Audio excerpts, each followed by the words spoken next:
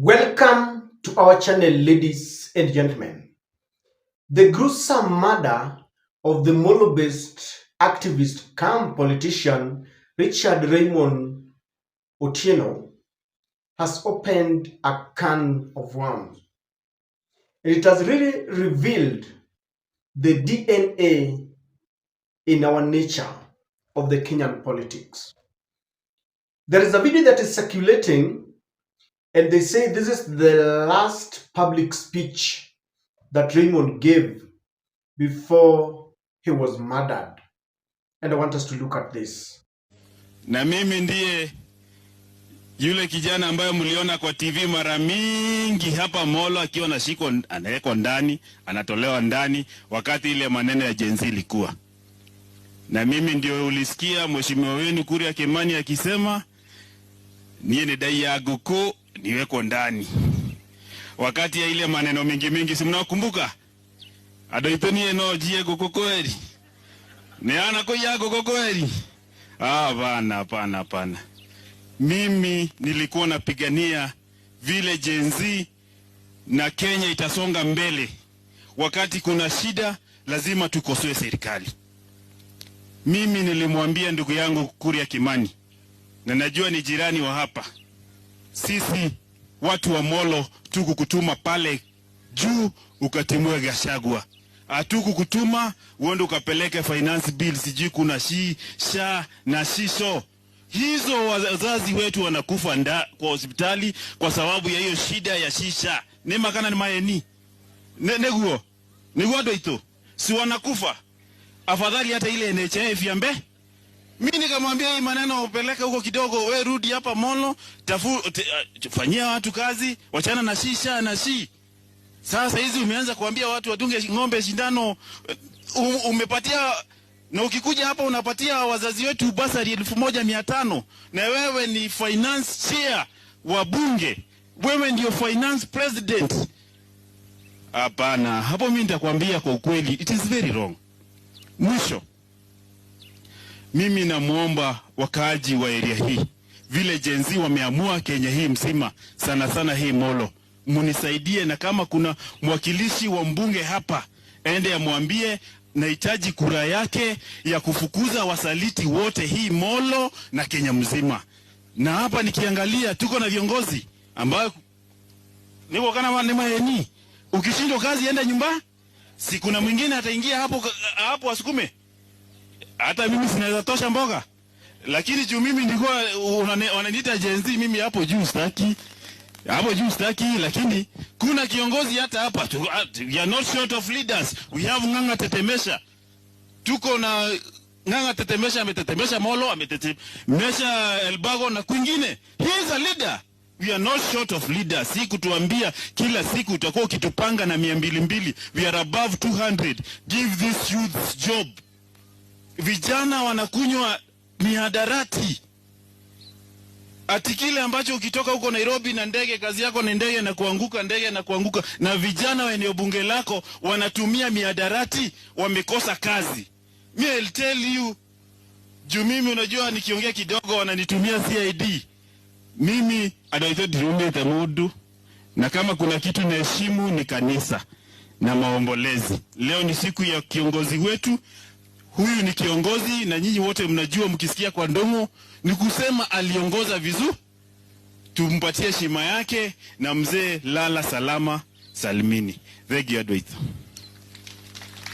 Niambia wakili, mimi nimekujiwa kwa nyumba, na nikamwambia asijali. Wakati nilienda pale niliweza kumpata na vijana wengine, na akaniambia imesemekana kwa sababu ya maandamano, kwa sababu ninatetea haki za watu, mimi niko ndani. Nikaweza kumtoa.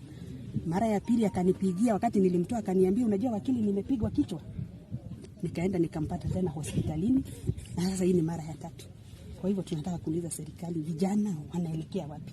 Na sisi kama mawakili, mimi ni member wa Law Society hapa, tutasimama kidete, kwa sababu hii ni maneno tunasikia pale kwa radio, kwa TV, lakini leo tumeiona. Tunataka kuuliza ni vijana wangapi watakufa kwa hii mikono ya hii serikali. serikali tafadhali mtuangalilie hapo, na hatutaki kusikia mambo kama hii, kwa sababu sisi wote tumeogopa. Mimi kama wakili nimeogopa, kesho nitashinda, nitasimama na vijana ama kesho nitapata kwa mtaro. Lazima nisimame na wao, kwa sababu hao watu wanatetea haki zao na hawajafanyia mtu chochote kibaya. Kwa sababu kijana kama yule Richard, mimi sijaona ubaya wake. Community leo tumeungana na wao kwa sababu hawajaona ubaya wake. Kwa hivyo serikali tuko hapa, na sisi kama si hivyo tutapambana. Sisi kama vijana tuko na human rights pale juu, tuko na mawakili hapa chini, hata tuko na wananchi. Sisi wote tutaandamana sako kwa bako ku make sure rights zetu zimeweza kufanya nini, zimeweza kusimama. Asanteni sana. The speech really caught my attention because I realized about three things. That Raymond had been living with these people for years, that he had even learned their language. He's speaking fluent Kikuyu. And Raymond had even contested for a position as a member of the county assembly. So ladies and gentlemen, it means that during the 2017, when Raila was competing against Uhuru and William Ruto, and there was this kind of tribal conflict, Raymond was living very peacefully with the Kikuyus in Molo. The same way, 2013 and 2017 and even 2022, he was there.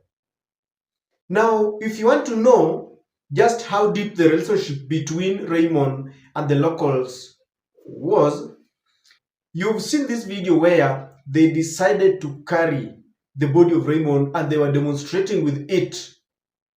They even stormed the police station.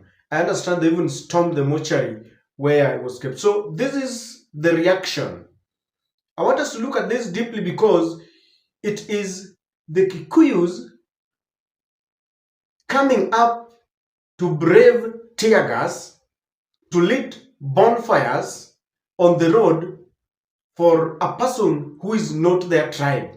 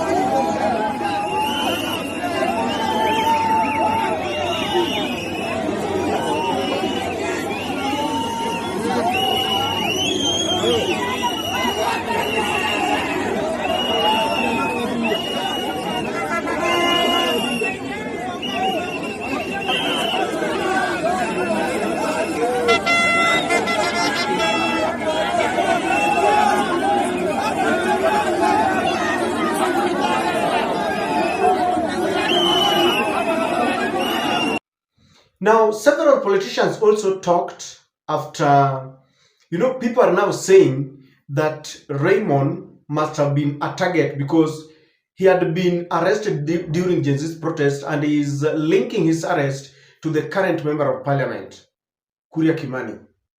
Now, Kuria Kimani released a statement saying that he has contacted the relevant security agencies to conduct a proper investigation into this gruesome murder. The former Deputy President Rigathi Gachagua also condemned the murder of Raymond and is saying that the government has become so intolerant to critic and that the government is busy butchering those who are calling it out. But my point in this analysis, ladies and gentlemen, is what exactly can we learn from what just happened? Because this thing has been trending and people are talking about it. The fact that a Luo had lived among the Kikuyus for years, just like many other tribes have been living together in Mombasa, in Nyanza, in Kikuyu, where What exactly can we learn? And that is exactly what I want us to look at. Kindly subscribe to our channel. If you're watching us for the first time, please click the notification bell to allow YouTube to notify you whenever we release a video like this. Kindly like and share our videos. To those who support us in one way or the other, thank you very much. Ladies and gentlemen, from the video, from what happened, we can conclude that Kenyans have always lived in harmony, and Kenyans can continue to tolerate each other. You know, there is this notion that Kikuyus and Luos cannot live together. You all know what I mean, because there has been bad blood between, political speaking, that is, between people from Mount Kenya and people from the lake. It shocked many that in Molo, at the heart of the Kikuyu locals, a Luo has been living there with them, and they embraced him as a brother. They have been together over the years, over the election cycle. So wakati mlikuwa mnapigana hapa, ati unaona jirani wako pale Nairobi ama wapi, ati unaona sasa huyu ni Mkikuyu ama Mjaluo, Raymond had been living with them and they embraced him as a brother, living there with his family. So Kenyans have always lived in harmony. That is what I picked. Number two, it is the politicians that have always divided us along our tribal lines. It is the politicians that always come to remind us that, you know, wewe ni Mkisi, mimi ni Mjaluo, wewe ni Mkamba, mimi ni Mluya, mimi ni... The politicians. Without our politicians, we can always live together in Tamari, do businesses together. You know, I don't know what you think about this, but that is what I picked out. He's calling out the name of the member of parliament, and some people are alleging there, if you check social media, especially Twitter, they are saying that maybe the current member of parliament should be asked, should be questioned. When it comes to murder, you don't appoint accusing fingers. But they're saying because it is the deceased himself who had said that he was suffering as a result of the hidden hand or the direct hand of the current member of parliament. I also picked out that we should stop stereotyping each other. Do you know we live in a nation where you look at someone and by the mention of his name, you already want to link him to something. You already want to link them to something. You see a Kikuyu, let's speak the truth. Then you start saying, how ni wezi. That's what people talk about. Wale Mjaluo, wao ni wakurusha mawe. You know, they are stone throwers na sometimes wanasema ni kung'oa reli. You see someone and you feel you cannot vote for them because of their tribe.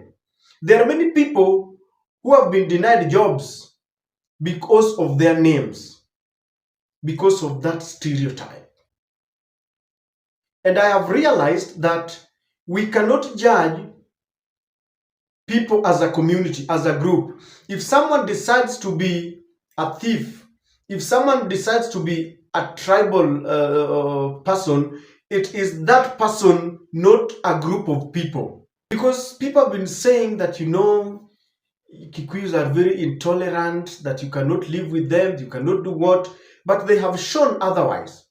And therefore, when you look at a Kenyan, look at him as an individual, judge him based on his character and his attitude. This idea of trying to look at this particular ethnic group and you judge them wholesomely is wrong.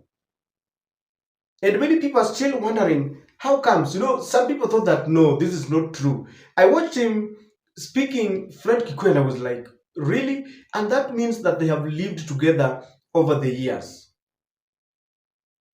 Like someone was saying that maybe this was a deliberate effort to kill him so that they aggravate the bad blood between the Kikuyu and the Luos, because as we head to 2027, there is a lot of tribal politics taking place.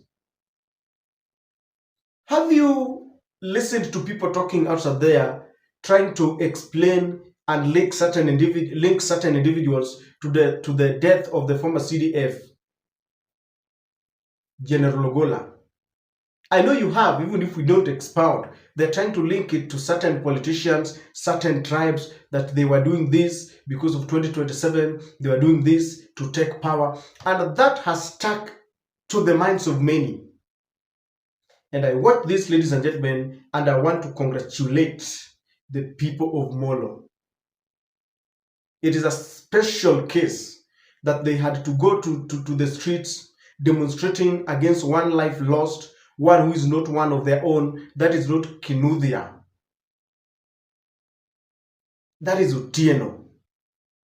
And they were being, the tear gas was thrown to them, but they braved it. Why? Because one of their own, a Kenyan, who does not have his roots from Mount Kenya, not a son of Mumbi, was murdered, and they said, no, we cannot allow this. And ladies and gentlemen, that is what I picked, and I've realized we can live as a nation, live together.